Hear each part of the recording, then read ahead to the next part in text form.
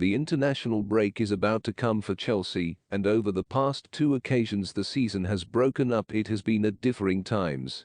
In September it split up rotten run of aims, but failed to have the desired impact, with that spilling into October, and last month it came during the best patch of form since Mauricio Pochettino arrived. For now, though it just gives Pochettino less to worry about in terms of injuries, and that isn't something that can be said very often at the moment. Christopher Nkunku is still out, hence just why the relationship of Palmer and Sterling has been so crucial, and that has left a gaping chasm in the team. The Frenchman is due to be back after the break, though as a target towards the end of December is set for a potential debut. Nkunku, like his teammates, will be aiming to play at Euro 2024, but isn't in the first-choice team, so once more has plenty to play for upon his return. For the final time in 2023, it will, at very least, be a temporary breather for the Blues, as they continue on a treacherous journey of matches with top-half rivals.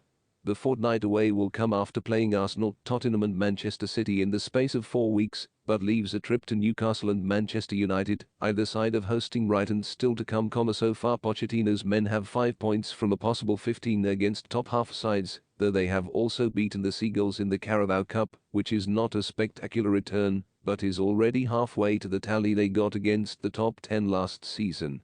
The fact that they are unbeaten against Arsenal, Liverpool and Spurs, 3 traditional if not current top 4 rivals, is more encouraging. It is Aston Villa and Brentford 5th and 9th respectively that have caused the bigger issues. Chelsea have already dropped points to 3 of the 5 teams they faced below them in the table. Either way, it hasn't been a great start for Pochettino, but the upcoming period at Cobham will give a bit of leeway, if nothing else. Should Chelsea do the unthinkable and improbable and beat or even draw with Manchester City at Stamford Bridge, then the narrative will be that this break comes at a bad time, but if the more likely defeat follows, then it might not be a bad time to spend some time elsewhere, before getting back to business. Perhaps, fortunately for the Blues boss, he has already seen 2 reasons to be happy ahead of the impending break.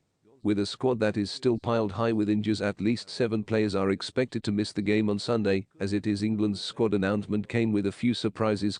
Firstly, it saw Raheem Sterling left out of the group for the 3rd time in a row, having been a regular under Gareth Southgate since making his debut. Although this isn't a boost for Sterling, it is a driving force for him to keep proving a point. The case has been made, especially this season, that he actually plays better when put up against it. Chelsea fans may well still doubt this, but he has been one of the club's best performers this year, at least in terms of output.